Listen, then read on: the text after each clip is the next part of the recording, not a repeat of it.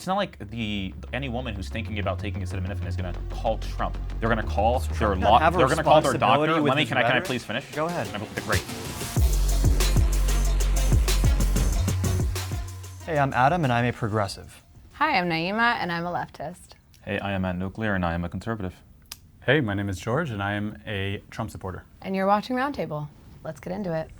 The president signed it into law. Democrats voted against it, of course, and it's been wildly successful. What you did was narrow the eligibility for certain people to get access to the ACA subsidies. What they want to do is undo the changes that Republicans made in that. But basically, wouldn't that only affect people who do have legal status, people who are refugee seekers here in the United States, asylum seekers here? Those are two totally different issues. Now, they've created this as a new argument that they have as to why they should not keep the government open. Democrats caused the shutdown by refusing to pass a budget without health care for undocumented immigrants. I mean, someone should tell Mike Johnson that even a majority of Republicans support extending the ACA tax credits. The reason the shutdown is happening is because Republicans don't want to negotiate. If you compare to when Biden was in office for the first 2 years, they also had a trifecta. They negotiated with Republicans. They even made concessions on social spending and defense spending. So if Republicans are going to do this in bad faith and they're going to politicize it and they're not going to negotiate, then they can't just blame Democrats with like no substance to the argument. Wait, so why do you think it's bad faith? If all the Republicans voted yes to continuing resolution and a partisan continuing resolution where they did not negotiate with Democrats, which they're supposed to negotiate, right? It's also bad faith because they're claiming that the government shutdown is caused by a desire to give health care and Medicaid to illegal non-citizens? Not to non-citizens, to illegal immigrants. Well, Section 71109 Can I finish my sentence? Thank you so much. But what the serious consideration is what Adam said, which is about PTC, which is about tax credits for American citizens. That's 24 million U.S. citizens whose health care could potentially be taken away without this tax credit. That's a serious concern.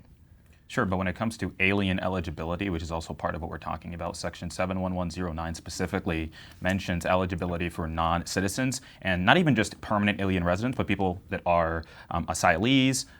We have people who happen to just get protected status and are able to get Medicaid. It's only legal status. But those are people that seek asylum. Anybody can seek asylum. It's bad but not faith anyone to can claim get approved for asylum. Yeah, sure, it's bad faith to claim that an illegal immigrant, that we're trying to give health care to illegal immigrants. Well, we're only trying to extend health care to those who have who are non-citizens. Yeah, we want to prioritize Americans. That's America first, prioritizing Americans. So if you want to prioritize Americans, why would you vote against? And by the way, those people who are asylees, it's not like their immigration case is over, right?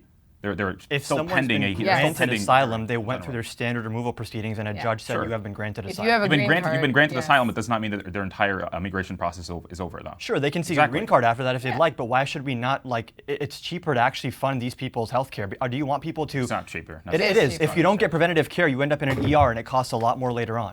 Legally, you have to treat people regardless of whether no one's saying, well, exactly, that's the point. So everyone is going to be able to be treated regardless. But when it comes to Medicaid specifically, that helps people with dentals or anything that is going to be in reference to that, exactly, we don't want to fund illegal immigrants necessarily. But nobody's funding illegal immigrants. That's why it's bad faith. Is the argument that it's undocumented people or just non-citizens? Because I feel like you're sane watching aliens. Well, the thing is when it gets passed down to the state level, they do sometimes actually choose to give Medicaid to illegal immigrants. Okay, well, we're talking about federal dollars, right? Well, Medicaid is federal and state funded as well. Right, but the federal dollars, Guys. The issue here is that what the Republicans are trying to do is prevent the indirect loophole. That's what 71109 is. It's preventing this indirect like you're right that we have a 1996, I forgot, it's called like the Work Reconciliation Act or something that prevents illegal immigrants from getting Medicaid funding aside from emergencies. So, you have obviously labor or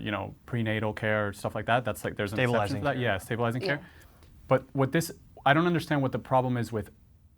You guys are familiar with the subsection that was added to 71109 in the Big Beautiful Bill, right? It's just closing this loophole that's indirectly being used to fund illegal immigrant health care. You see it here in California. The CBO projected. You know what I'm talking about, though. The CBO projected $1.2 billion. The issue is that you're conflating two things and you're ignoring a completely other aspect of this, which is about healthcare for U.S. citizens through a tax credit. That is part of the BBL. There's for that. they're for the subsidy. The Republicans have said yes to the No, subsidy. they're not. In the big, beautiful law, those same tax credits that are providing subsidies for insurance coverages are set to expire in 2025. Democrats are trying to extend. The Republicans want to extend it. They just want to close the contingency. No, they don't. If they really cared about yes, they do. If they really cared about just like a substantive change, they would negotiate. They're not negotiating. They don't even hide that they're not negotiating. The Oval Office meeting was just a photo op for Trump. The only thing they changed in the big beautiful bill, it was Kevin Kiley's. I think he called it no. Can you just address that point though? Which point? You're acting like there's some like substantive reason they want to do this, and they should negotiate with Democrats. They've had months to do that. It's their job. And when Democrats had the presidency, the House, and the Senate, they negotiated with the minority party, the Republicans, and they made concessions on defense spending and on social spending. Because when you're the majority party, as Trump said himself in 2013, it's on the president to bring people together. Do you guys agree that should illegal immigrants have health care? Yes or no? Subsidized federal. No. Health No one's care? arguing No, for that. that's not anyone. Yeah, no one's. No one pushing ever that. wanted that. So let me ask you, what is the problem with the section that was added?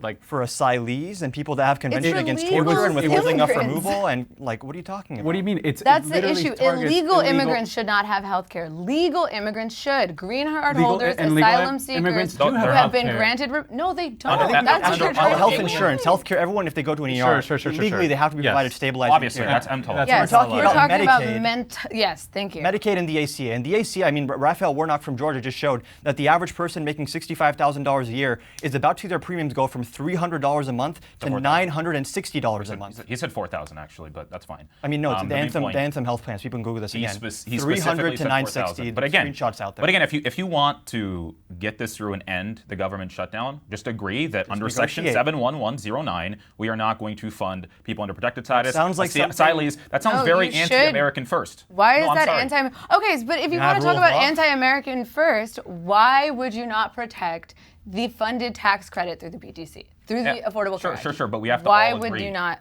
They do, like you already said. They already we do have agree. that. We do agree. The subsidy is. Then why did they set we're it not to going to spend 70. We're not going to spend. Then why did they set it to expire in the big beautiful law? They always didn't set it to expire. It was set to this. Yes, It was set to December. They changed it. It was set to expire in 2025. That was a conscious change that was made in the big beautiful law. That's not true. That wasn't a change that was made in the law. It was set to expire December of this year, regardless. Yeah, they were going. Why didn't they renew it? Democrats would have renewed it. Yeah, we can renew it. Sure. So it seems like what we talked about is there's just an impasse here. I think the main issue is that Republicans don't want to negotiate. You guys are bringing up issues with who is eligible. Those are things that would come up in a negotiation. So that just seems like an obvious answer here. But seems like we're not going to find much agreement on this topic. Effective immediately, the FDA will be notifying physicians that the use of well, let's see how we say that.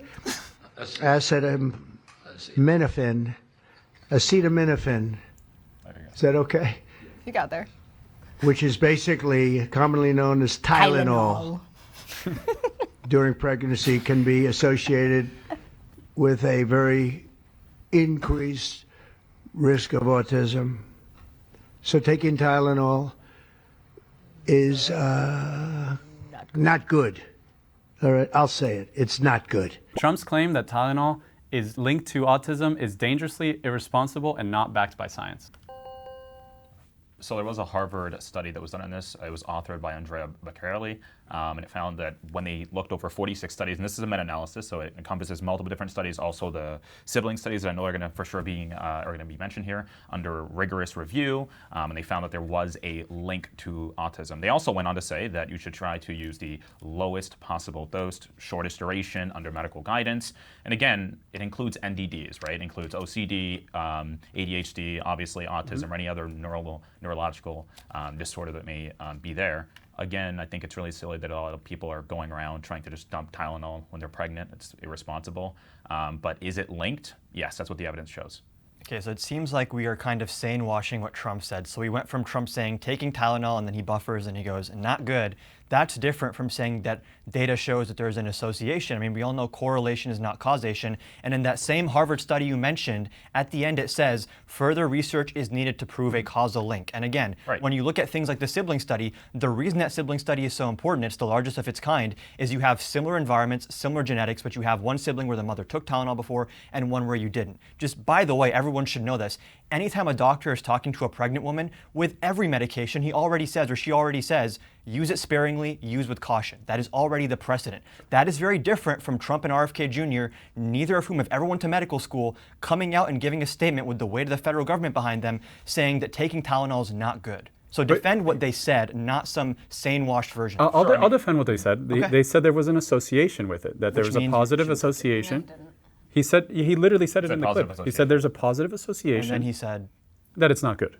He also said kind of a leap. Okay. And he was referencing specifically their pregnant women. It's implied. Said specifically not just that there is no causal link or that we need to find a causal link. They said a stronger causal link. There is already a causal link there, or else they wouldn't have reached the conclusion that they actually have reached. So just 46 rigorous studies. So just to go back, I'm going to reference my notes briefly. But he said Tylenol during pregnancy can be associated with a very increased risk of autism. He also, at the end of this clip that we didn't watch, says, "Don't take it.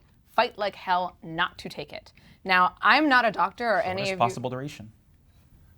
What? I don't even. What it says. What? I mean, from the study, shortest possible duration. Okay, so I'm not a doctor. Are you guys doctors?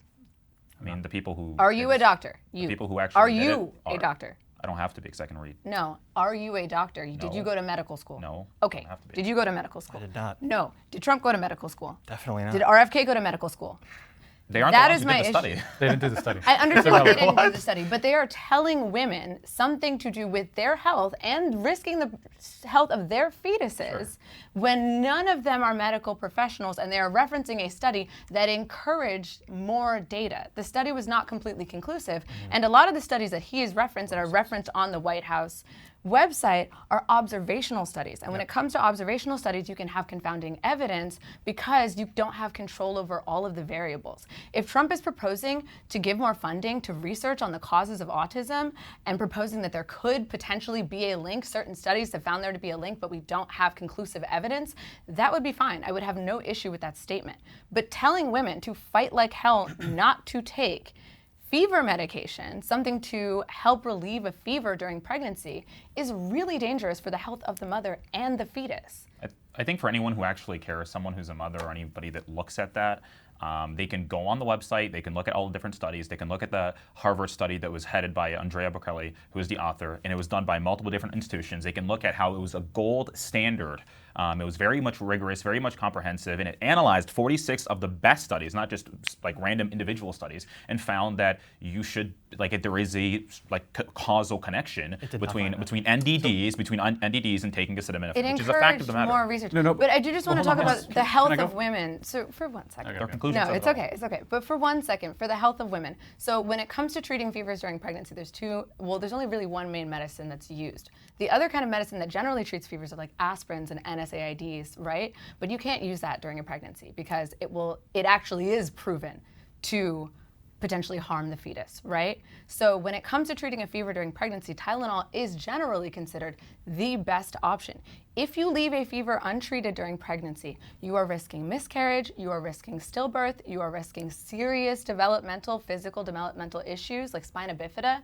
So for women who maybe don't have access to the fantastic education that you've had and don't understand how to read these studies, because when we read them, they're not really written for the average person, right? Well, you can potentially, if the president of the country who you idolize, who you respect, who you believe to be a good faith source is telling you not to take Tylenol, you could potentially be leaving your fever Trump's untreated. Not their doctor. Hold on. Exactly. Can I That's the point. So they can go to their doctor if they're worried about using it. Well, not if we take away Why is he Medicaid. absolved of all responsibility? You already said that he was not a doctor. I think we all agree that he's not a doctor. He should the FDA sent out a letter to a bunch of medical institutions about the findings of the studies, right? About meta-analysis specifically. Yeah. It's not like any woman who's thinking about taking acetaminophen is going to call Trump. They're going to call their doctor. Can I please finish? Go ahead.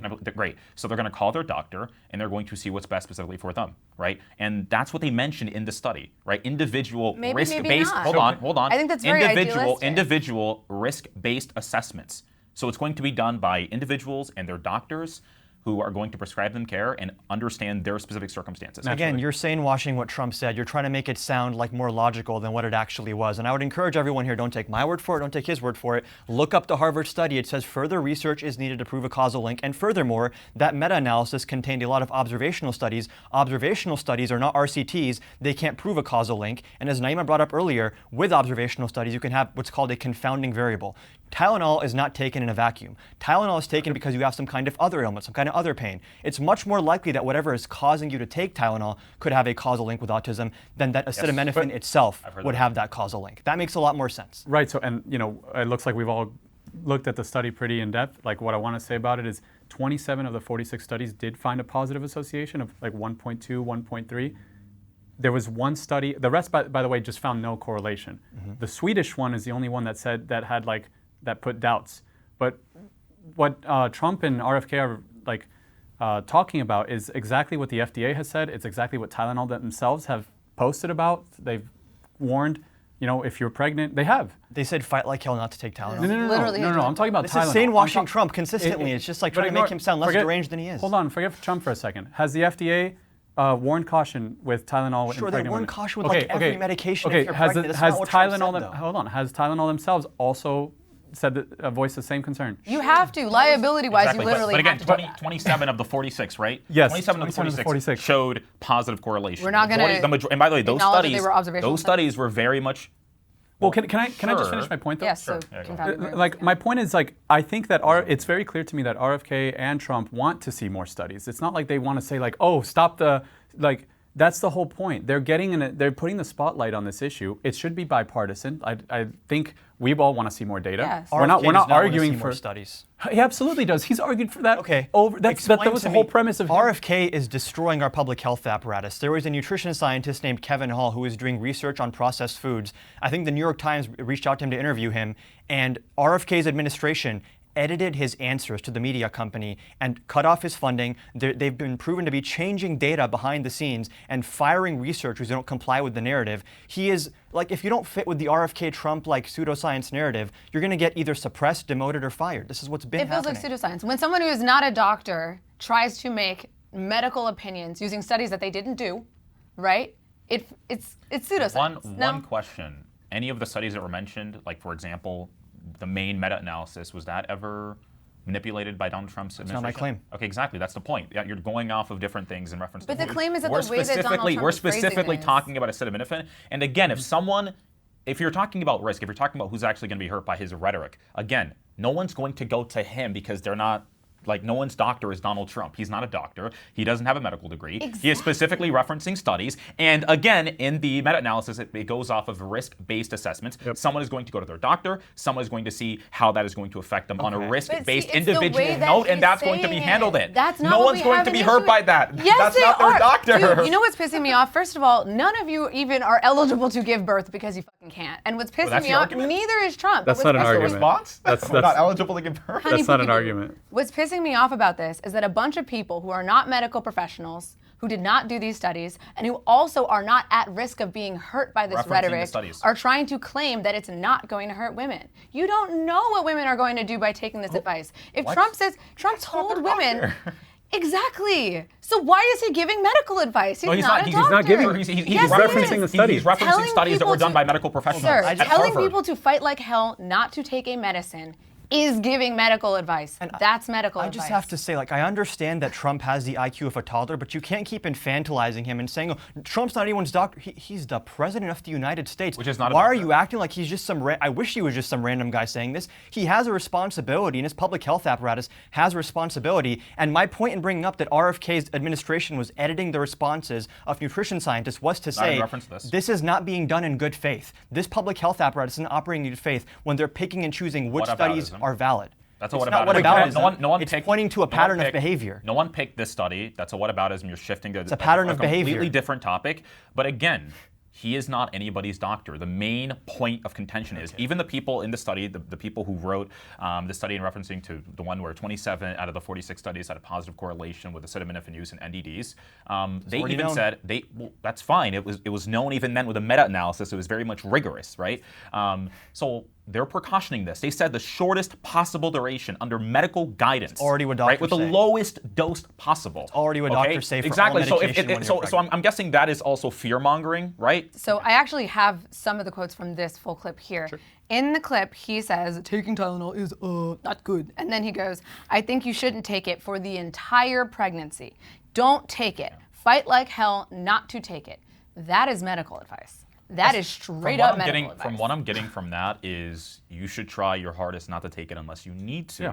Why didn't you say that? Which is exactly what the actual researchers, the people with MAs on this actually have open. Does it not get exhausting to constantly twist yourself into a pretzel and make excuses for what Trump said? He said, fight like hell not to take it. You're like, I think what he's saying is if we evaluate the arsenal, like, dude, he's the president of the United States making extremely black and white, irresponsible statements on public health that are just not backed up by the science. You can try to make it sound less deranged than it is, but it's deranged. You guys sound much more eloquent than, like, if you had made the statement, if Trump had made the exact statement you had made, we wouldn't be having this conversation. Can I ask you guys a question?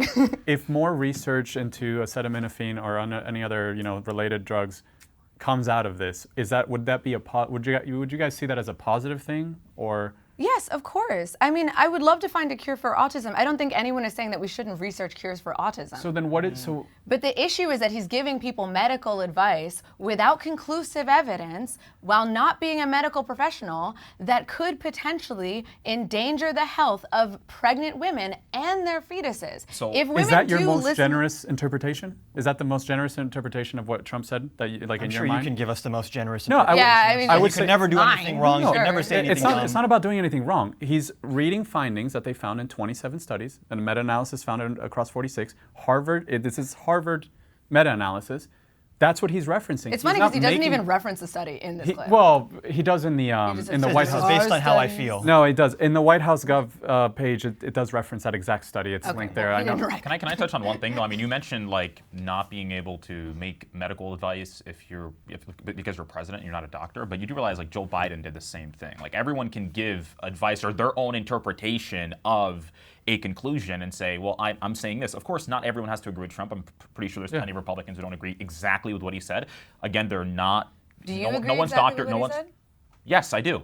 No one's doctor is Donald Trump, and they can seek medical advice from their own personal doctor about how much use is going to be given. See, but you're right there. No one's doctor is Donald Trump, right? He's not a doctor. No one's doctor was Joe Biden. No one's doctor is Donald. See, I love how you're trying to shift the blame onto Joe Biden. Joe Biden's not the fucking president. There's no blame. Joe Biden didn't. No, it's not the blame. He did. Let's talk about this, right? He wasn't blamed. Joe Biden wasn't blamed for anything. I know Joe Biden's not blamed, but see how you're trying to bring up Biden in this conversation? Hold on. Defend that. If a politician brings up any study on any topic that they're not like a professional, PhD in, are you going to say the same thing? What we're saying. No, that is politicians can make statements on public health if they consult experts and speak in a responsible fashion. But you understand that this is risking the health of a fetus. Like you're supposed to be pro-life. This is risking the health of a fetus. That's why he's giving the warning. No, he's saying no. I'm not talking about that health. I'm talking about if you leave a fever untreated during pregnancy, your fetus could die. Nobody's advocating for that. By the way, he is. No, responsible. Oh my God. Sure, a responsible statement is whatever is like good in your eyes. That's the thing. No, like, a responsible statement is one that protects. That's what a responsible statement. That's not what I said. You're putting words in our mouth, too. You have to consult public health experts, and you How have do you know he didn't? Because RFK Jr. is firing all the top public health experts from the CDC. So there's none left? Consulted any? All the top level ones have actually been removed from, I think it's the Centers for Immunization and Disease Prevention from the CDC. As of late August, not a single top expert from that CDC division had briefed RFK. But isn't it He's been talking to like anti-vax groups. But the study is from CSIC or something, like it's not even from... Yeah, I mean, the Harvard meta-analysis takes into account like NIH studies and other studies as well. What I'm saying here is that this is not a good faith interpretation of the data and just restating what doctors have already been saying, which is that if you're pregnant and you take any medication, please proceed with caution and consult your physician. If that was just the point of this, there was no reason to give the speech. Doctors already say that. This speech was convened, and Trump said for the first 2 days, we have big news on autism, we cracked the code, we figured out autism. And then he said, fight like hell not to take it. That is not just him giving a measured take on the data, that is him making insanely irresponsible black and white statements that are not upheld by any top public health experts,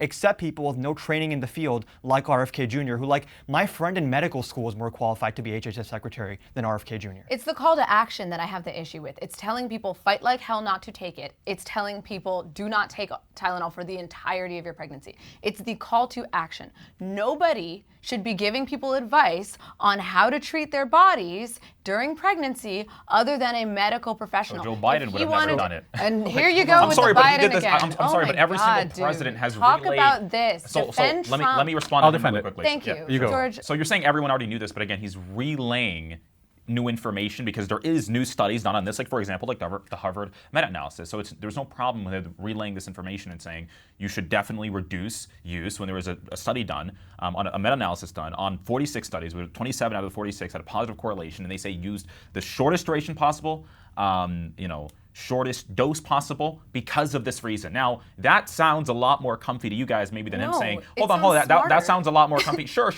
than him saying, don't take it as much as you can, like fight like hell not to take it. But again, it's the same coin on a different side, essentially. You said that so much more eloquently. You should really not defend this guy because you're a lot smarter than him. We all agree that autism has been increasing in levels and that we all want to see more research go towards finding a cure for autism. I think where we disagree is the way to do that is not to make broad claims and calls to action for people because that can risk the health of a fetus and the mom. But that's a longer conversation.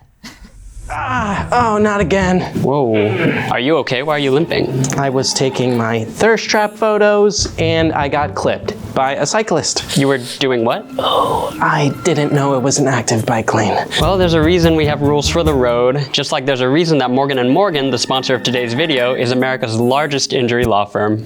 Morgan & Morgan specializes in a wide range of personal injury cases and have won thousands of big cases. Just recently, Morgan & Morgan has secured verdicts of $12 million in Florida and $26 million in Philly. That's up to 40 times the highest insurance offer. I'm telling you, your case can be worth millions. The best part? It's all free unless you win your case. If you've also been a victim of personal injury or any other serious accidents, you can visit www.forthepeople.com/Jubilee, found in the description below, to start your free claim today. Wow, thank you to Morgan & Morgan for sponsoring this portion of the episode. And now let's get back to the video. Portland is burning to the ground. You have agitators, insurrectionists. All you have to do is look at the television, turn on your television, read your newspapers. It's burning to the ground. The governor, the mayor, the politicians are petrified for their lives. Okay. I just love the way he says things. Portland is currently a war zone and needs the National Guard to intervene. That's kind of good. I mean, a Trump-appointed judge, Judge Immergut, just said a couple days ago that the president's determination is, quote, not tethered to reality. There is no real reason here to not just, I mean, if the state's governor wants to call in the National Guard, that's one thing. This is Trump trying to circumvent the state's governor to federalize the National Guard and send them in. And what it actually is part of a broader trend and a movement towards authoritarianism in this country. Can I ask a quick question? What is the violent rate per capita in, Portland right now? I don't have the crime stats memorized, but I do know that violent crime is down. Can you guess? Were you talking about homicides or like robberies? Just violent crime in general, per capita. I couldn't tell you. Just guess. I mean, I'm not going to guess about 720 out of 100. And you know that's going down, right? Yeah. So it's going down over what month specifically? It's gone down since 2024. No, last 7 months. Can I interject actually really quick? I do have the crime stats for the first half of 2025 for Portland. I'm going to read from my notes if that's okay. Under Trump. Okay, cool. Well, he's not the governor, but sure. So, kind of. Homicides are down currently in Portland by 51%. Overall violent crime is down by 17%. Aggravated assaults are down by 18%. Robberies are down 10%. Sexual assault reports are down 12%. And shootings are down 31% compared to this time last year. So I think generally to say that Portland currently right now is on fire is a gross misinterpretation of what is happening there. In fact, the governor of Oregon said the exact same thing. Crime goes up and crime goes down, but a 720 violent crime rate per capita is crazy and insane if you compare it to like most American cities. So it's not necessarily a war zone per se, but it's still a mess and absolutely horrible. He called it an insurrection, though. It's not an insurrection. Is that grounds to send in the National Guard? I mean, policing is local. But why do you want the federal government to do this? Sometimes police is not enough. That's actually, in fact, the chief of police... Have you seen what happened in Washington? What are you referring to? Right. So when Trump, for example, called in a National Guard in Washington, crime went down in every single facet of the No, I'm sure crime Sometimes goes police is not enough. Crime would also go down if everyone had a personalized drone following them. But we have civil liberties in this country, and there's always a give and take between crime and freedom. And sure, you could have martial law, and I'm sure crime would go down, but no one wants that. There's a difference between civil liberties and anarchism. The actual chief of police of Portland, Bob Day, was quoted saying it's not a narrative that's consistent with what's actually happening now. He also said, and that's, wait, you're talking, who did you say, Bob or no? Bob Day, yeah, the chief of police. Yeah, they were also quoted, I think it's the chief of police, I'm not sure if it's the same guy, but he was saying that they're also resource constrained. And we can get into what the role of federalism and like what the role of federal government is, but when you have these cities, these sanctuary cities, which by the way, I don't know why they're called sanctuary cities. When I picture a sanctuary, I picture like a peace, tranquility, little birds singing and dancing together. You go to these sanctuary cities, what is it? Open drug markets, fentanyl, like needles on the ground, human feces, people bent over, like they should be called. Well, it's a sanctuary city, it's not a utopia. Sure, but it should be called zombie apocalypse like city, or like apocalyptic city, because that's what it looks like. When you look at actually all of these sanctuary policies, they completely, do you know what the main, the lowest common denominator of sanctuary policy is around the United States? All of these cities, what they have in common is that they have to avoid, or it's a deliberate action to not intervene anything with immigration enforcement. Not cooperate with federal authorities. Exactly. Yeah. So you But that doesn't mean you're not policing. It actually does. It means it's literally a breeding ground for drug traffickers, human traffickers, and for criminals. Like if I was a Democrat, I would love these, or if I was a criminal, I would love these Democrat policies because it's literally, you can get away with anything. I think you're conflating two things. Sanctuary cities is referring to the immigration policy of that specific city. It's not referring to how crime and violent crime is policed. The two are tied because a lot of these sanctuary policies have extremely left-wing police reform, decriminalization. Yes. They don't arrest you for stealing. It's literally people stealing in broad daylight. If you break the law and you get caught, you get arrested. And you get let out within a couple days. If you make bail, that's how that works. These policies, what I'm saying is that these sanctuary city policies is part of a bigger ethos that literally just is soft on crime, and it's just horrible for the average person living, the average lower class, middle class person living there. The politicians that pass these policies are completely insulated from any of these effects. Sure. I just want to make sure we're not shifting the goalpost, which is that this has reached a level that warrants the National Guard. I'm pretty sure Naima and myself are not pro-violent crime, but there's a question of what can state and local authorities handle, and when does the president have the statutory authority to federalize the National Guard? Sure. And again, you guys can say, okay, we disagree with Judge Immerget, who said that Trump's determination is, again, quote, not tethered to the facts, and every judge, he then tried to circumvent that judge's ruling by sending in the California National Guard, and the judge also stopped that. Now he's sending in the Texas National Guard into Illinois. And the fact that you guys are going to sit here and try to justify that red state troops are being sent into a blue state against the wishes of that state's governor, like this is insane authoritarian backsliding, and you're trying to make it a conversation about crime when the larger picture here, let me just finish real quick, is that Stephen Miller is calling these judges who strike them down insurrectionists. They're calling them aiding and abetting terror. When you start labeling the judicial branch insurrectionists and terrorists, you are setting a groundwork to centralize more power in the executive branch, which I thought you guys wanted small government, but apparently when it's Trump, he gets to be a dictator. And you might say that's an exaggeration. It's not a straw man. Stephen Miller was just on CNN, and he accidentally let it slip that Trump has plenary power, which means absolute power. So is it your guys' understanding that the President of the United States has unquestionable and unchallengeable power to federalize the National Guard of any state and send them anywhere for any reason? It's not unquestionable because the judge is actually blocking it. So again, judges can, for example, make specific rulings. When it came to Chicago, the judge didn't block it because they ruled that it was legal. There is the Insurrection Act of 1807. What this allows the president to do is federalize National Guard troops in specific states in order to, for example, stop insurrectionists, a rebellion, or, for example, civil disorder. We saw civil disorder in reference to Chicago, right, where we have a woman who's ramming her vehicle into ICE vehicles. We have people who are shooting at ICE. We even saw that one idiot, I forget where he was, but he was like shooting at ICE on top of a roof and actually ended up killing migrants. So we are seeing, for example, in Portland alone, there was a 1,000% increase of incidents that are anti-ICE incidents, like violent crimes against ICE. And Portland has a 720 okay, violent crime rate per capita. Okay, can you please tell me what country, what state has a what's called violent crime rate per capita that's anywhere near that? Supporting violent crime. Right. Then so they need to. So the governor of Portland. Not governor of Portland. The governor of Oregon. Governor of Oregon. But specifically, the mayor of Portland specifically needs to indeed call for the governor to call in the National Guard. Why? Because this is out of control. But it's not out of control, though. That's yes, the thing. It is. It's the crime in Portland is not out of control. It's fucking 720 violent crime rate per capita. But that's up to he doesn't get to per 100,000. We analyze crime. Sorry, go ahead. You don't get to just defy the Posse Comitatus Act and just bring the National Guard without getting authorization from Congress, without getting authorization from the governor of Oregon, without getting authorization from the police chief. That's not legally true. Everyone is disagreeing with him. That's why a judge blocked him from sending the National Guard from California to Oregon. There is a reason. Hold on, let me say it. It's really important. There's a reason why the Insurrection Act of 1807 exists. It exists because sometimes governors in their own states fail to actually address accountability and fail to be accountable. Why? Because, I don't want Trump to run my state. I don't want Trump to be a fascist and dictate my state. Okay, great. Then decrease your violent crime rate by a significant margin. Yeah, there's always fluctuations. Hold on.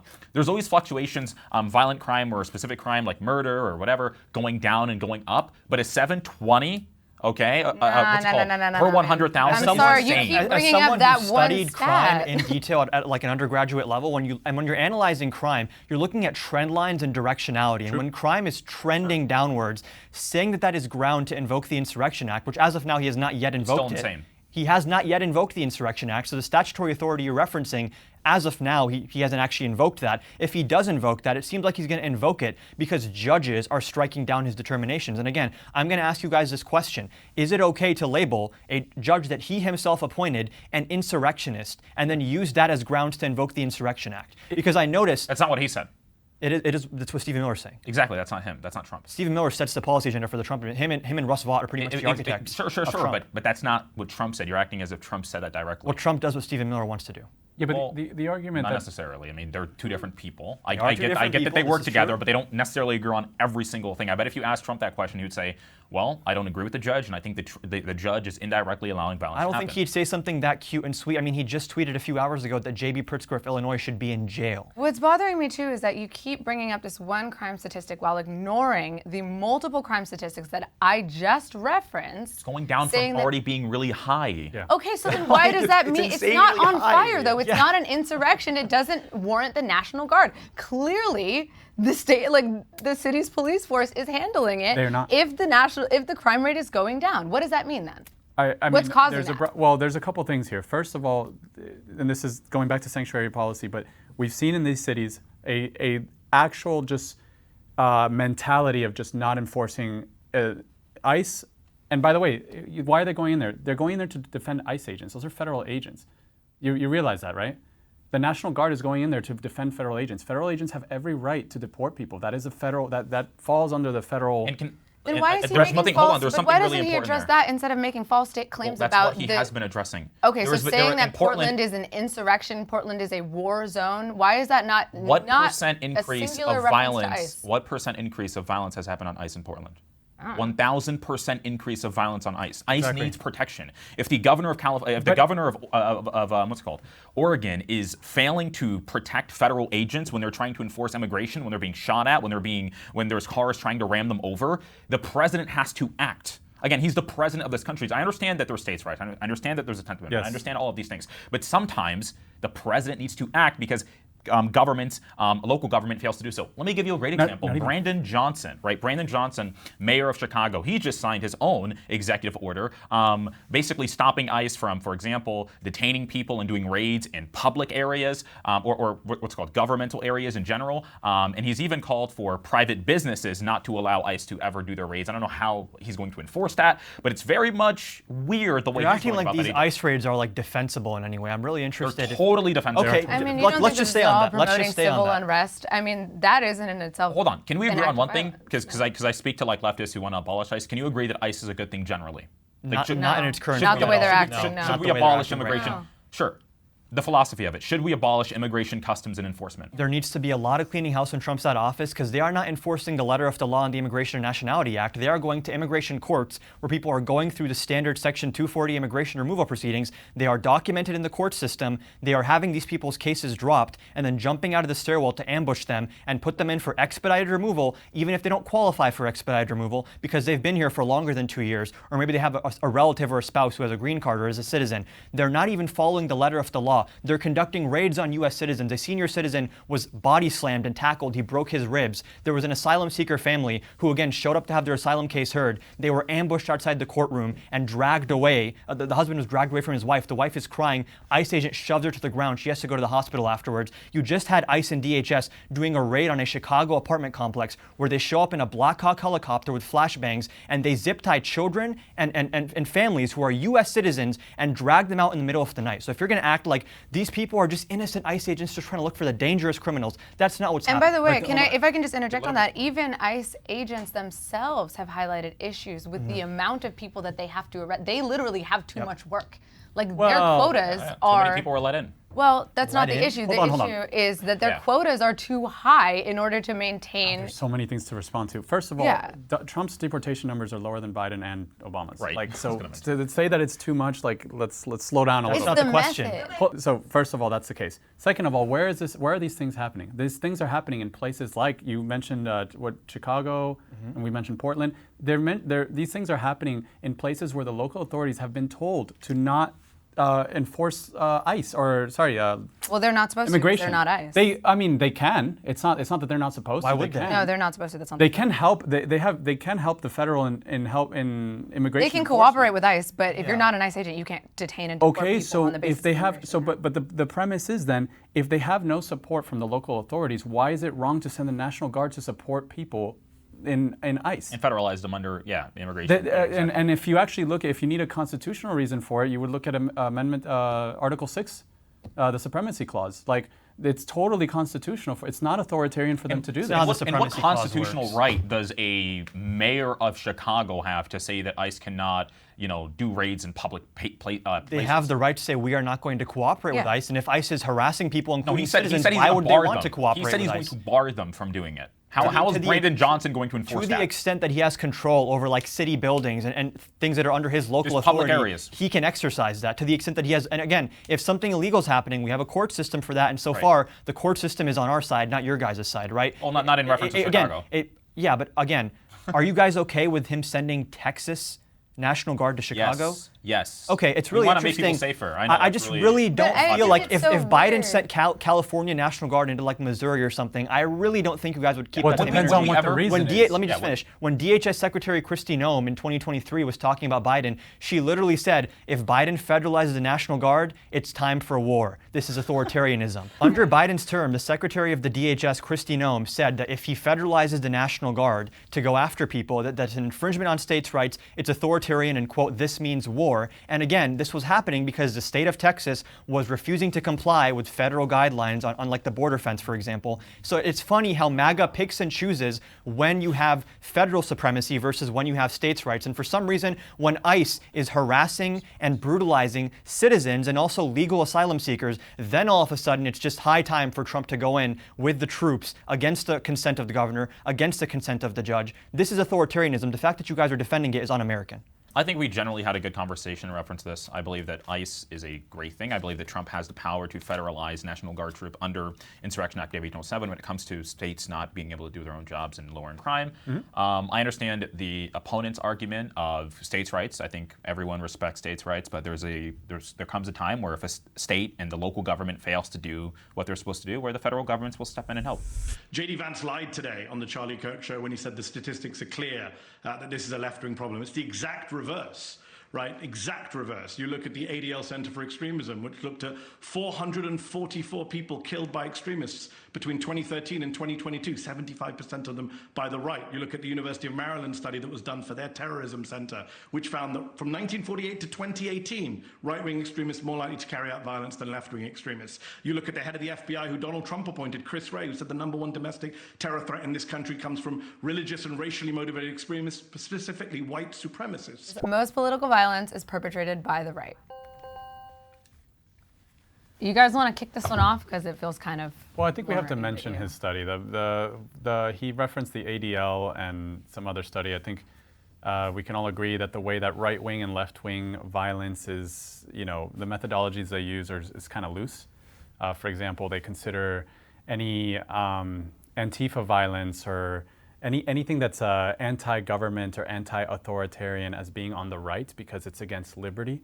There's some really bad methodological issues with the study that's referenced. Adam, I see you nodding. Yeah, I mean, obviously every single study is going to have like slightly different definitions on what cases they're looking at and what qualifies definitionally as being political violence. Is it that you have strong political beliefs and then you do something violent, or you had a actual political motive in what you did? Yep. I mean, these are hard conversations to have. Like the most threatening act of political violence this country has faced in recent memory was obviously January 6th in terms of what it represented as a threat to this country. You can look at the 2019 El Paso Walmart shooting. In 2017 and 2018, you had the church shooting and the synagogue shooting, which were done by far-right white supremacists. Now, I will admit that I think the CSIS just said that in 2025 is the first year in the last 30 years that left-wing political violence is more common than right-wing political violence. But in that statement, you're also looking at the past 30 years, it was actually the other way around. So obviously, I think everyone here would condemn all political violence. I mean, ideally, it's not great, but I think it's important to understand that the right foments this and in a lot of cases actually encourages it and celebrates it. Sure, I think you can look at and find specific references like January 6th. I mean, sure, there's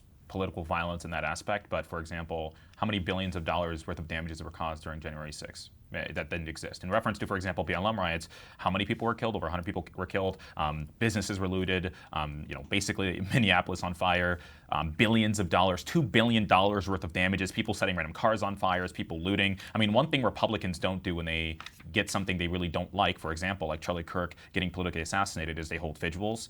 They hold peaceful memorials. What they don't do is they don't riot, loot from stores, and start being uncivil. And it's kind of like something that's innate with the left in general, is that they have this sense of like being uncivil, like, oh my God, I really didn't get something I politically wanted. Let me go ahead and loot from a small business. Like, are we forgetting? Like, yeah. Can I follow up on that? And this is from the study he referenced, the CSIS study that they excluded. It says in the exclusion, most Antifa violence, 20 plus attacks of Tesla vehicles and firebombing, the June firebombing of the pro-Israel Solidarity Walk. This is all excluded. This is all obviously left-wing violence excluded.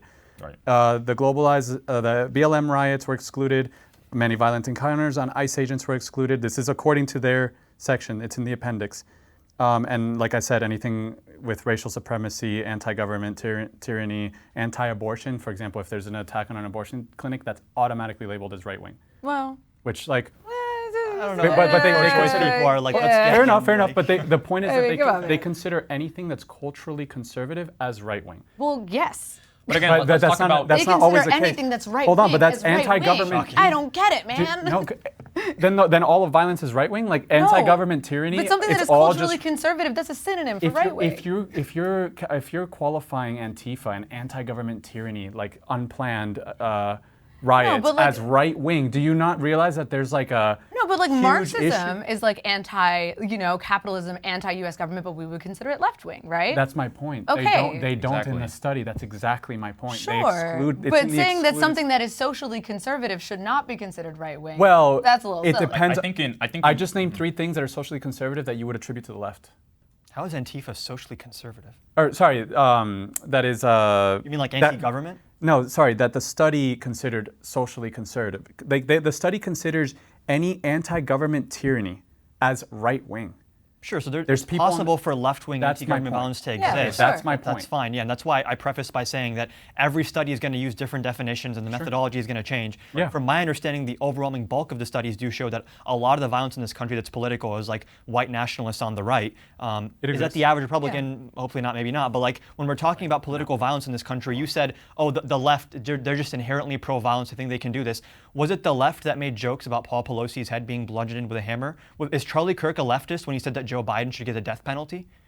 Sure, that's one. That's not political violence because that's in reference to him being sentenced after a trial. There's a distinction between political violence is not somebody. Political violence is not somebody who was tyrannical. I'm not even saying Joe Biden was. I'm saying anybody who is like a traitor to the country. Anybody who is caught to have done espionage, who gets convicted, who gets that is espionage. I'm not talking about that specifically. I'm saying in general. Now, if that goes through trial, we don't consider that political violence. Political violence is when nothing is through trial and you try to unalive somebody or you do violence upon somebody or you do kill them because of their political opinion. And obviously we saw all of those professors, all of those faculty members who were fired because the code of conduct was not in line with whatever institution they were with when they were celebrating Charlie Kirk's political assassination. That is something that you see predominantly with the left. The fire bombings, the people shooting at ICE, wearing tactical gear, the random moron who got on top of a roof and tried to snipe ICE and killed the illegal immigrants instead. Like all of this is being perpetuated by the left, and the left is the one that really celebrates political violence to it in an instant. And I'm gonna be honest. Hold on. Can I just be honest? Yes. Sure. There's a lot of people on the right who made George Floyd memes. Like we can all agree that happened. But can we be honest also? Like George Floyd was nowhere near to the level of Charlie Kirk. George Floyd was someone who put a weapon up to a pregnant woman's stomach. He was a failed porn star. Yeah, he did that. Yeah. He was a failed porn star. He was a multiple times convict. Well, Charlie Kirk invited thousands. So his the relevancy of is that person was a horrible, reprehensible human being. Then why wouldn't he be tried? He was tried and convicted plenty of times. Yeah. But he wasn't sentenced to death, was he? Yeah, it's really hard to get sentenced to death. Okay, but constitutionally, it's illegal to do. But dude, that's how that works. I mean, I don't want to talk about George Floyd. I think that's not really the point of this conversation. But obviously, you should be tried before you are punished via death, right? But just going back, I think that we're kind of ignoring a really long-standing history of not only political violence on the right, but the condoning of violence by those who are not even perpetrating the violence. I mean, just to throw out some examples. KKK lynch mobs started before the Civil War. Like, the Ku Klux Klan started before the Civil War, lynching black men who were not tried or convicted of any crimes. I mean, we can talk about the Baptist Church. KKK killed 4 girls, the assassination of MLK, the standoff at Ruby Ridge, Oklahoma City bombing, killing 168 people, the 2015 Charleston AME church shooting, 2017 Charlottesville car ram. A neo-Nazi just literally rammed his car into counter-demonstrators immediately following a Unite the Right rally. Remember when you mentioned that, when we go to rallies, we're very peaceful, except then, I guess, right? 2016 Pulse nightclub shooting, injured 53, killed 49 people. 2018 Tree of Life synagogue shooting. 2019 El Paso Walmart shooting. 2020 plot to kidnap the governor. The plot to kidnap Governor Whitmore. But are you saying these were all right-wing? Yes, these were all right-wing. They were no neo-Nazis. Can I ask a quick question on that? Because you mentioned the Triple K earlier. When was the last time they actually killed somebody? Like, when's the last time they did a terror attack? I was talking about before the Civil War. Yeah. Give me the last time they did it, though. They did any terrorist attack. Yeah, they don't do any. Like they're okay, but what about? All right, now. fine. We're talking about recency. I know. I'm talking about. Okay, so then let's talk about. Sure, you can give us a long list. I'm sure if I wrote down a long list of left-wing political violence, I could give it to you. No, actually, thank you for the segue. That's beautiful. All right, so the 2020 plot to kidnap the governor was the Wolverine Watchmen. That's not Triple K. They're all neo-Nazis. Are we going to talk about Kavanaugh? These are far-right conservative groups. How someone plotted to unalive him after the Supreme Court? Okay, 2020 arson of a black church in Massachusetts. 2021 Capitol riots, as we mentioned. These were all white supremacists. 2021 Winthrop, Massachusetts attack. White supremacist shoots and kills 2 people of color. 2022 Buffalo supermarket. White supremacist Peyton Gendon kills 10 in a predominantly black market. 2022 Club Q shooting. White supremacist shoot and kills 5 people at an LGBTQ plus nightclub. 2025, murder of Melissa Hortman, again, a white supremacist. And then this happened actually, I think last week, 2025, Vincent Battarolo, who drove over 2 17-year-old girls with his car because they had alleged that he had access to CP, right? So KKK— That's political violence? Yes, it is. Like, hold on. Read the last thing you just read off. Okay, actually, have you heard about Vincent Battarolo? Hold on. Read the last thing right there and tell me that's political violence. Go. Okay, I'll give you. Do you want more details? No, read that. Don't tell me what to do. But a week ago, a young man. He's 17 years old. He's a very prominent a Trump supporter. Well, he's not prominent, but he's a Trump supporter. He's MAGA. He doesn't like these girls because they were against his political beliefs, and one of them had alleged that he had access to child pornography. He went on like an hour-long rant on his YouTube channel about all this stuff, including his conservative values, how much he hated these women, blah, blah, blah, and then killed them with his car. I actually saw Ran them over. I actually saw the live stream that people sent, and just to be really clear, it had everything to do with the CP and had nothing to do with Charlie Kirk. He never mentioned the political opinion of the girls or anything about Charlie Kirk in reference to that. You're just bringing up a lot of things that aren't really even political violence, but just general hatred, and you're trying to classify it as political violence. Do you not classify a hate crime as a political violence? I mean, this is violence. Not necessarily. White supremacists. Not necessarily. So, for example, their political beliefs are what caused them to want to perpetrate these acts of violence. No.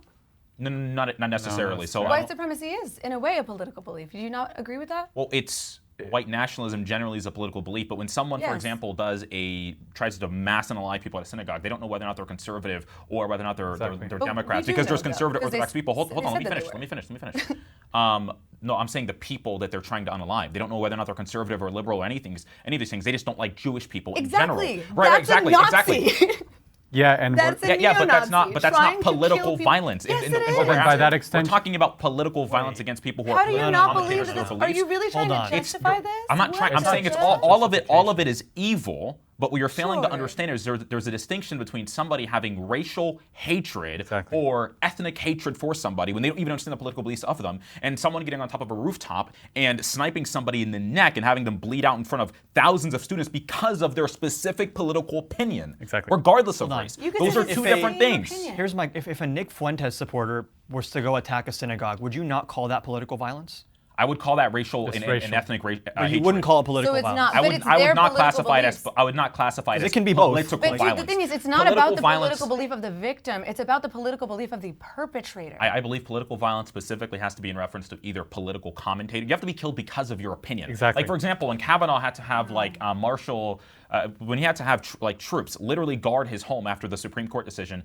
That's because of his decision. Because of his political opinion, right? When you're unaliving somebody like if someone were to unalive, let's say like a white supremacist were to unalive me, and they don't even know who I am, they don't know like my political opinions, and they were to kill me, that would specifically be what's called a racial hatred. They don't know I'm a conservative. They don't know any of Nick Fuentes white supremacist, right? Like race and politics mix intimately a lot. Yes, like your views on race can be But generally created by your political view. The majority of these political violence, especially the ones at magnitude, are generally left-wing political violence. No, they're not. You guys burn the streets. You guys loot random small businesses. And by the way, I thought you guys were the party of businesses. You didn't address any of these. Like you didn't address any of these. You gave just a long list of random political violence. Like I'm sure if we saved a long list, we could give you a long list. Okay, we don't need a list. I already gave you one. I have all the time on as well. I gave you a long list. I literally gave you like 4 at least. Yeah, like hold on. Obviously, everyone can bring up their own list and they can cherry pick whatever. Let's talk about what do you think? Do you disagree that January 6th was the biggest threat to America in terms of political violence out of any other example of political violence we've seen in the past like 2 decades? I mean, I'd say the biggest threat to America was the Civil War, not January 6th. No. Political violence in the last couple of decades, which of those instances represented the biggest threat to this country?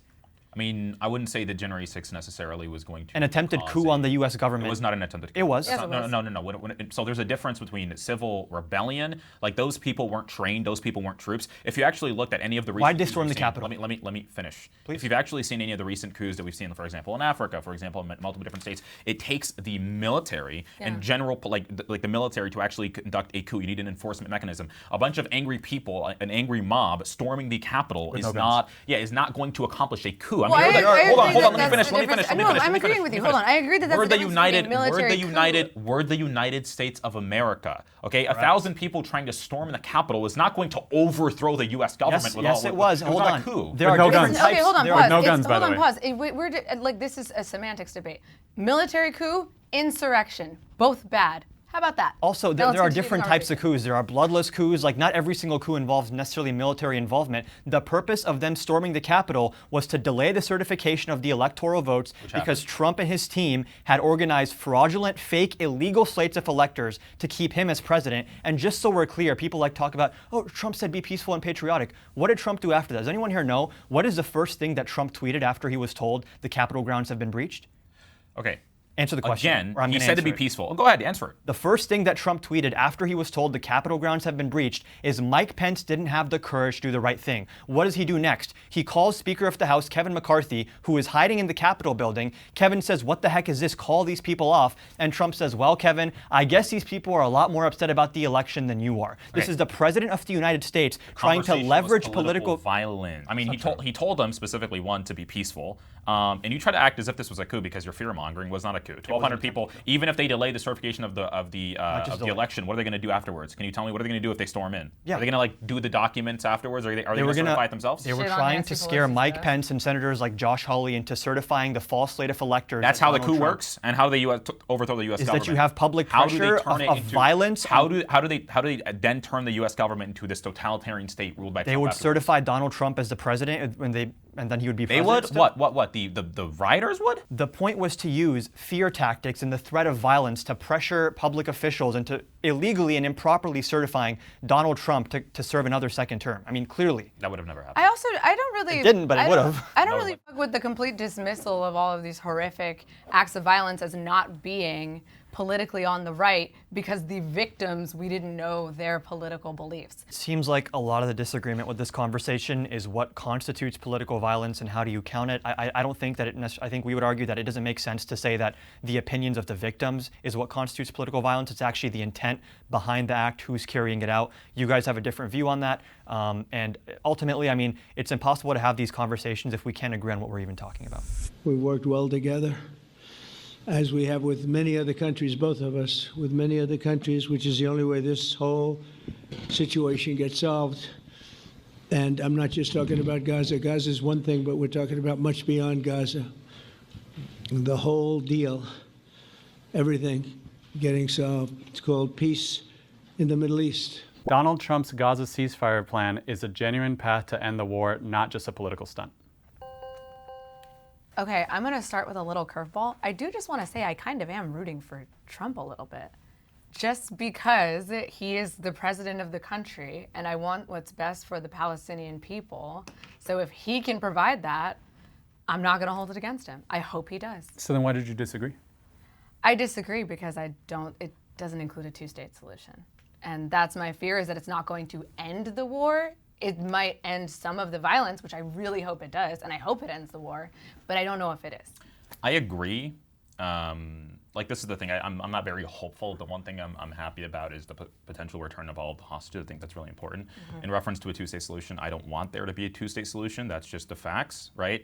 I think the Israeli government under the Likud party, under Netanyahu, recognizes this, which is why there's going to be a technocratic Palestinian government that's going to be transitioning, but there isn't going to be obviously the Palestinian Authority or Hamas. Now, generally, I'm for Hamas disarming, but they've been very vague about that. They basically want to participate later on and stuff like that. But again, generally, I want the return of the hostages. I don't want Israel to completely withdraw from Gaza. I know there's going to be a line that they have to go back to where they still have strong security perimeter on the Gaza Strip. But I don't want a two-state solution. I quite frankly would prefer that Gaza is Israeli entirely. I think the Palestinians have lost their chance at even governing the Gaza Strip in further times, especially. Can I just clarify? I'm not saying that Hamas should run Palestine, but they should have representation in their own government, in their own where they live. Just to be clear, it's a 20-part plan, and I just looked at it real quick on my notes. 13 is Hamas demilitarization, and it's essentially getting them out of the area. And then after that, would there be? And step 19. Part of that 20-point plan. Well, let me just finish. Step 19 is a pathway to statehood. I don't know if that will be realized. It's kind of that's my. up But in the like, air. I don't think the conflict will ever end. Like, even if it's not Hamas, there'll be a new Hamas, because if they don't have statehood and they don't have representation, and Israel is able to do whatever they want to the people of Gaza, there will representation won't stop terrorism. Like, for example, the Hamas was elected in 2006 during the Palestinian legislative election. They won 72 out of the 132 seats, and after that, there was over 19,000 bombs and rockets fired over at Israel. I think under being Hamas a separate control, state right? with their own border would definitely mitigate conflict. You don't believe that at all? No, historically untrue. Because Hamas does not want Israel to exist. See, this is the thing. You believe in a two-state solution. Hamas doesn't. Yep. You believe in a two-state solution. The Palestinians don't. 72% of the Palestinian people, according to the Palestinian Center for Policy and Server Research, which is definitely ran by Palestinians in the West Bank, don't agree with the October 7th attack. So they don't want the Israelis to even live. I just want to be clear, there's always this shifting of the burden. And like, again, I'm going to assume neither of us here are like pro-Hamas or anything, so that seems sort of like a red herring. But when we're talking about this 20-point plan, I'm pretty sure that the 20-point plan also includes that Israel is going to withdraw. And then you said at the end it's going to be establishment of a state.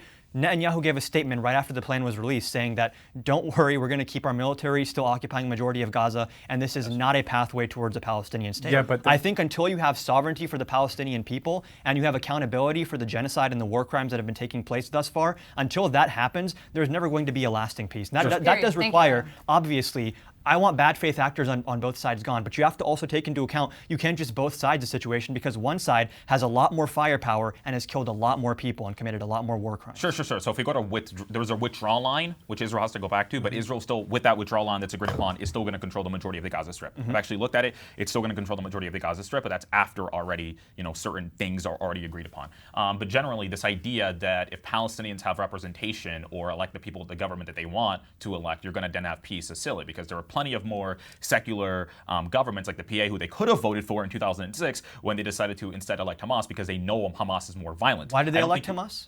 They elected Hamas because they want Israelis dead, and they don't want. They elected Hamas because Hamas is doing mutual aid programs where they were like handing out food and water, and they were building actual good with the community. Does that excuse? They were 350 miles of the tunnels. Was that part of the building of communities? Obviously not. Hamas used false pretext to get elected, and just so we are clear, they want a plurality of the vote, not even a majority. Yeah, plurality. We already agreed. And like I believe pretty much half of the people living in Gaza weren't even born or eligible to vote when this election took place. And no amount of finger wagging at Hamas and blaming Hamas is going to justify again that there are war crimes going on in Gaza, and that, I mean, according to like the Lancet study, that this could end up being like over 200,000 or 300,000 people dead. I mean, you have some atrocious, maybe that's funny to you, you have some atrocious war crimes going on. That's wrong. I do think part of it, I mean, if you want to have lasting peace, you do have to acknowledge the sovereignty of the Palestinian people. Like, you're never going to be able to create a plan that works for both sides. Otherwise, one side is just going to become violent again and the other side is going to retaliate. That's just how that works. That's conflict resolution on, like, even between two people. Like, this is how that works. In 2008, the Palestinians were offered a two-state solution by Ehud Olmert. They were offered the entirety of the West Bank. 94% of the West Bank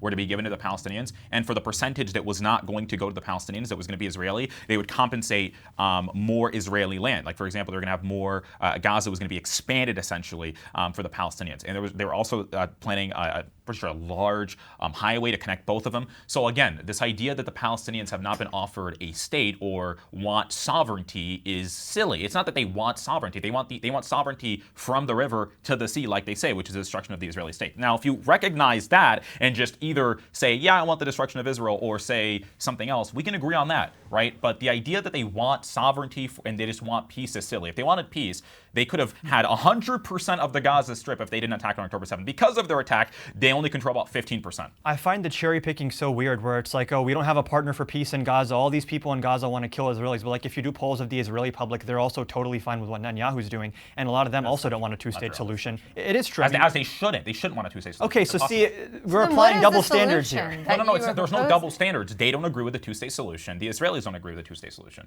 Like, so what's your But there should be a two-state solution. No, there should not be. Okay, then what is your solution? There already is a Palestinian Should the state. people living in Gaza and the West Bank have rights to vote in Israeli elections then? No.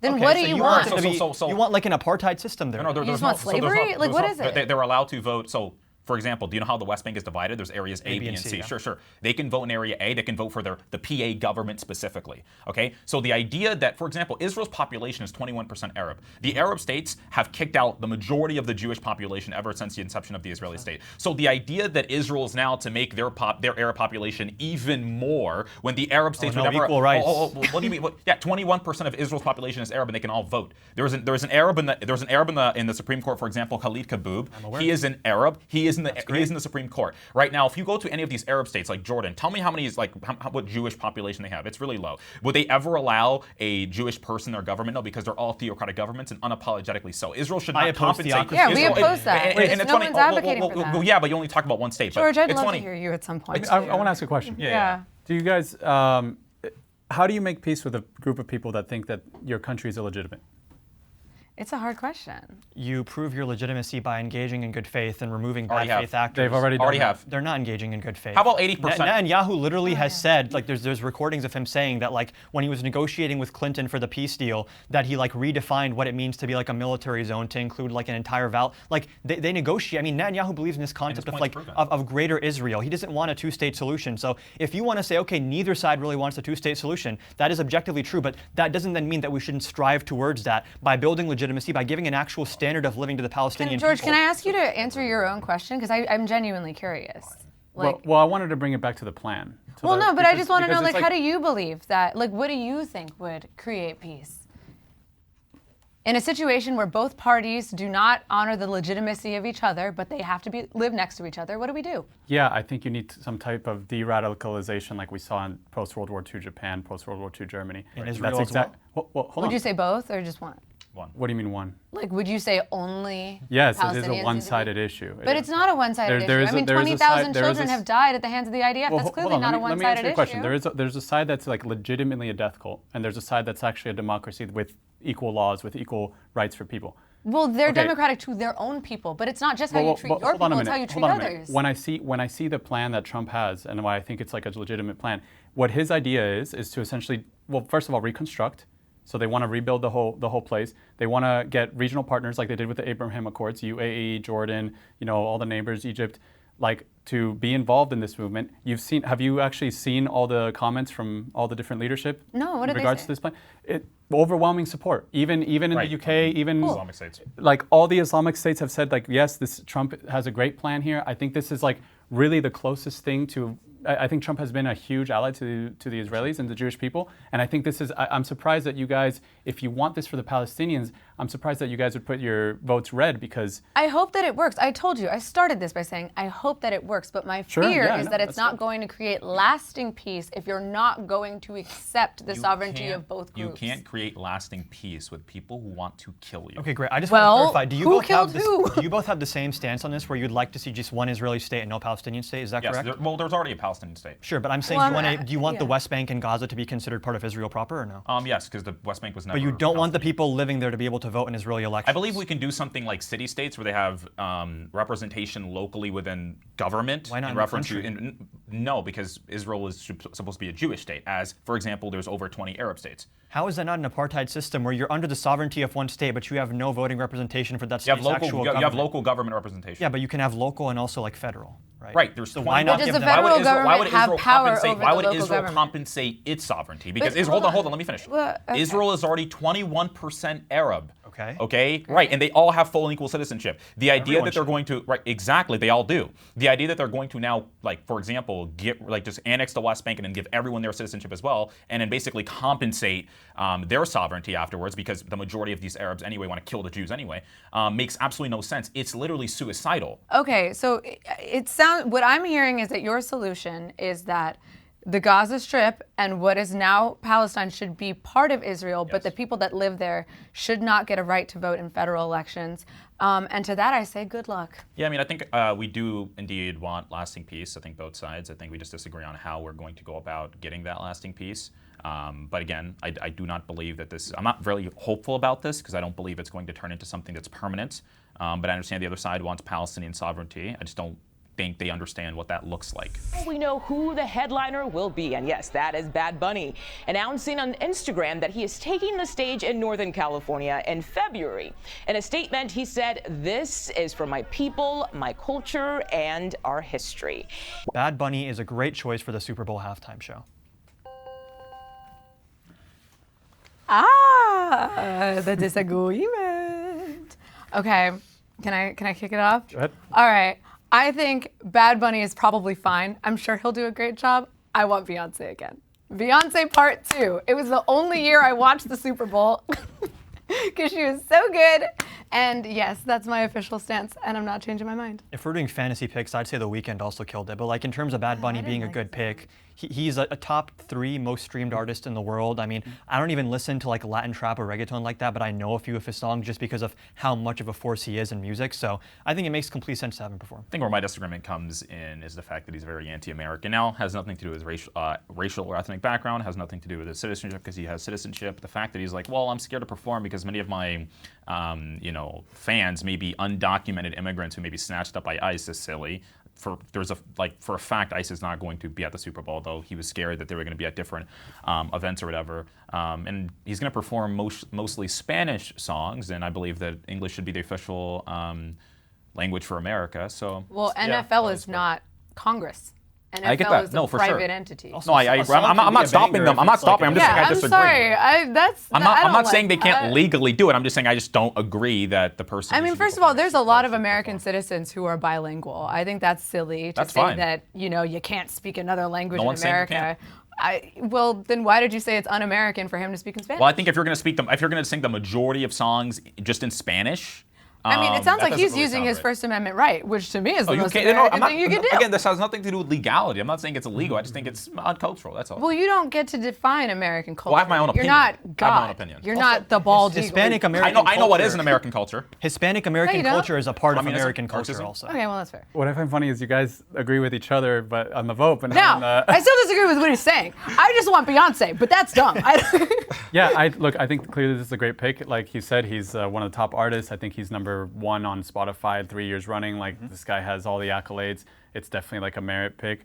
I think he is a perfect representation of the American dream. I agree with the pick. I might disagree with his politics like you do, but I think overall, Bad Bunny really represents like the American dream, and I think that you should be careful. I throw caution to the wind towards conservatives that are criticizing him based on identity. You're falling into the same pitfalls that the left falls into of like these identity politics based on skin color or Latino. Like obviously I disagree with Bad Bunny's politics, and we can have that disagreement, but I am proud to see him perform. Okay. I want to make 2 statements. First of all, Bad Bunny fans, please don't cancel me. He's great. I fully support him. I just want Beyonce.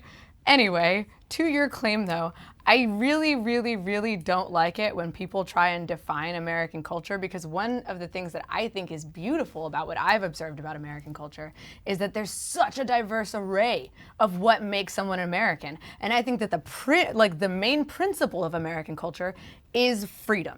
Like that to me is American culture. And how you use to express that freedom so long as you're not hurting other people is American to me. And I don't think that you or anyone else gets to decide which American citizen is the most American. I mean, I'm giving my personal opinion. I'm not mentioning anything in the legal aspect, but I'm giving my personal opinion. But from a philosophical perspective, freedom is a very individualistic, kind of characteristic. Right. Yeah. So it's interesting that I hear you say that you think freedom is like American, and that's an American value.